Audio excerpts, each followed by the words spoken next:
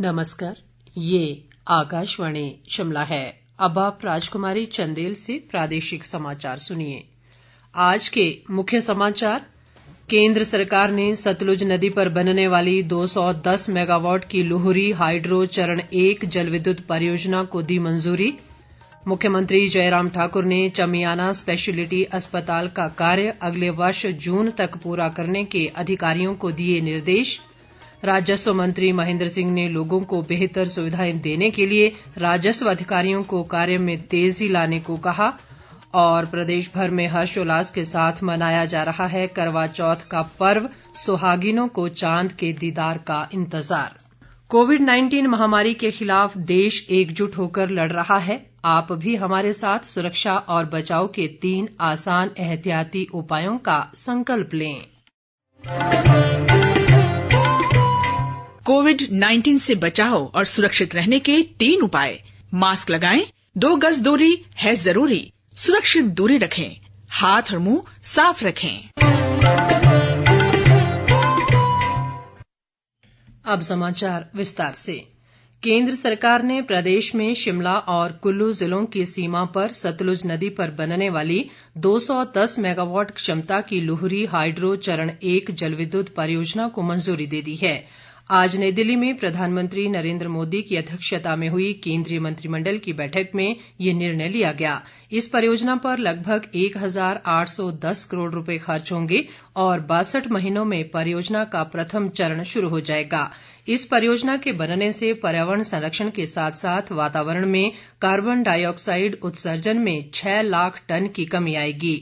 Luhri hydro परियोजना से 2000 लोगों को प्रत्यक्ष और अप्रत्यक्ष रोजगार के अवसर मिलने के अलावा हिमाचल को 1140 करोड़ रुपए की बिजली मुफ्त मिलेगी।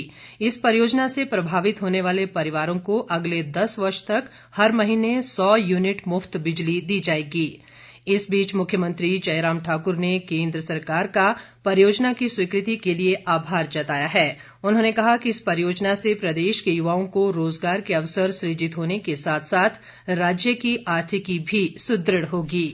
केंद्रीय वित्त राज्य मंत्री अनुराग ठाकुर, भाजपा के राष्ट्रीय अध्यक्ष जगत प्रकाश नड्डा और पूर्व मुख्यमंत्री प्रेम कुमार धूमल व प्रदेश भाजपा अध्यक्ष सुरेश कश्यप ने इस परियोजना की स्वीकृति के लिए प्रधानमंत्री नरेंद्र मोदी का आभार व्यक्त किया है। उन्होंने कहा कि हिमाचल को आत्मनिर्भर बनाने में ये परियोजना सहायक सिद्ध होगी।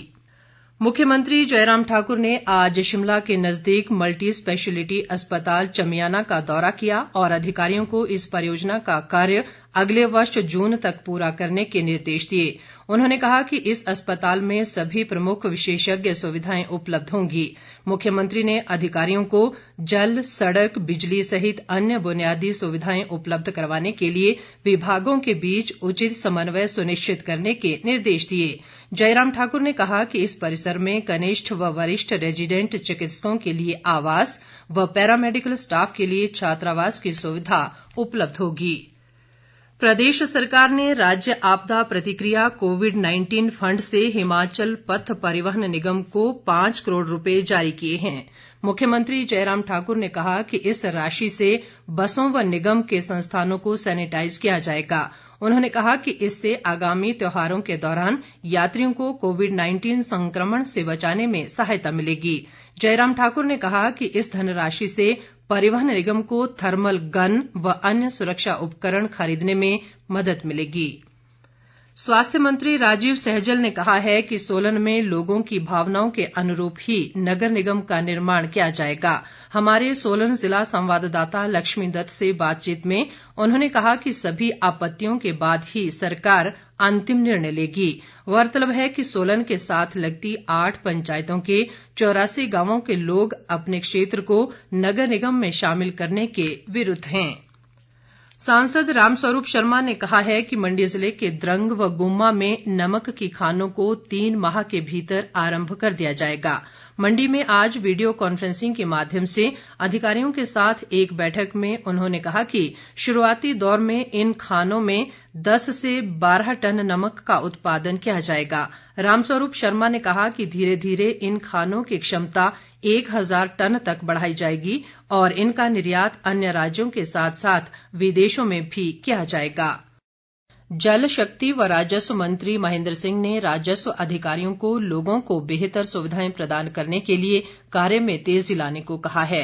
बिलासपुर में आज एक बैठक में उन्होंने कहा कि राजस्व मामलों से संबंधित समस्याओं का समाधान सुनिश्चित करने के लिए अधिकारी लोगों के बीच जाएं ताकि उन्हें बार बार तहसीलों के चक्कर न लगाने पड़ें। उन्होंने कहा कि प्रदेश सरकार राजस्व मामलों की प्रक्रिया को सरल करने की दिशा में कार्य कर रही है ताकि लोगों को शीघ्र राजस्व सेवाएं उपलब्ध करवाई जा सकें। इस अवसर पर विभाग से संबंधित 23 मुख्य बिंदुओं पर चर्चा की गई। महेंद्र सिंह ने कहा कि जिले में जल जीवन मिशन के तहत 36 योजनाओं पर 181 करोड़ रुपए खर्च किए जा रहे हैं। इस बीच जल शक्ति व बागवानी मंत्री महेंद्र सिंह ठाकुर ने आज धर्मपुर विधानसभा क्षेत्र में बरछवाड़ सैण बकारटा सड़क का भूमि पूजन किया।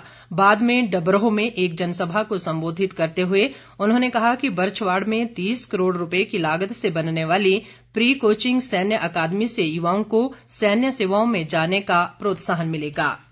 प्रदेश भर में आज करवा चौथ का पर्व हर्षोल्लास के साथ मनाया जा रहा है। सुहागिनों ने अपने पति की लंबी उम्र की कामना के साथ निर्जला उपवास रखा है और उन्हें अब चांद के दीदार का इंतजार है। मान्यता के अनुसार सुहागिनें चांद निकलने पर पूजा अर्चना के बाद जल ग्रहण कर अपना उपवास तोड़ती हैं। ये त्योहार पति पत्नी के प्रेम का प्रतीक है। प्रदेश के बाजारों में आज खूब रौनक रही। सोलन में महिलाओं के लिए अनेक कार्यक्रम आयोजित किए गए और कई प्रतियोगिताएं करवाई गईं। राजधानी शिमला के ऐतिहासिक रिज मैदान पर भी करवा चौथ पर्व पर काफी चहल पहल है और यहां सैकड़ों महिलाएं एक साथ चांद निकलने पर पूजा अर्चना के साथ अपना उपवास तोड़ेंगी। मुख्यमंत्री जयराम ठाकुर ने महाराष्ट्र सरकार द्वारा पत्रकार अर्नब गोस्वामी की गिरफ्तारी को दुर्भाग्यपूर्ण बताया है। उन्होंने लोकतंत्र के चौथे स्तंभ व स्वतंत्र पत्रकारिता पर किए गए हमले की कड़ी निंदा की है।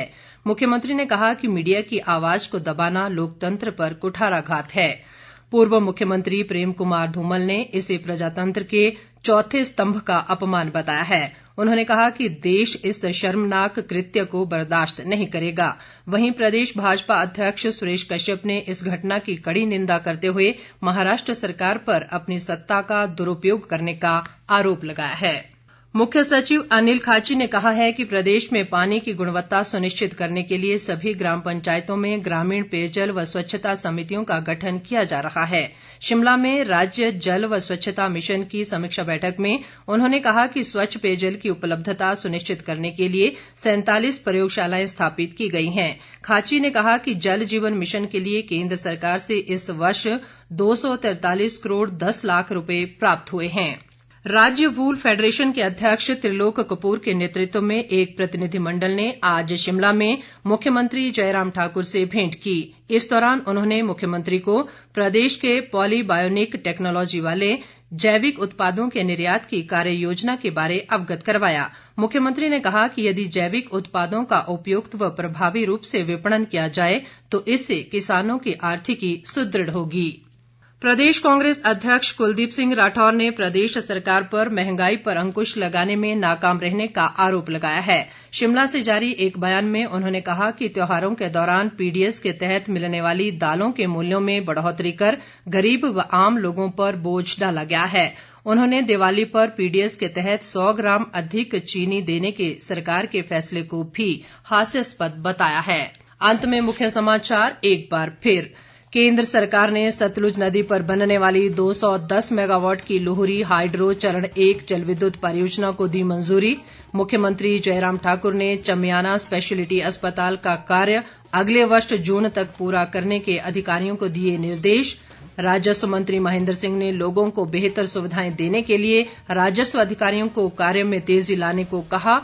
और प्रदेश भर में हर्षोल्लास के साथ मनाया जा रहा है करवा चौथ का पर्व, सुहागिनों को चांद के दीदार का इंतजार। इसके साथ ही ये समाचार बुलेटिन समाप्त हुआ। नमस्कार।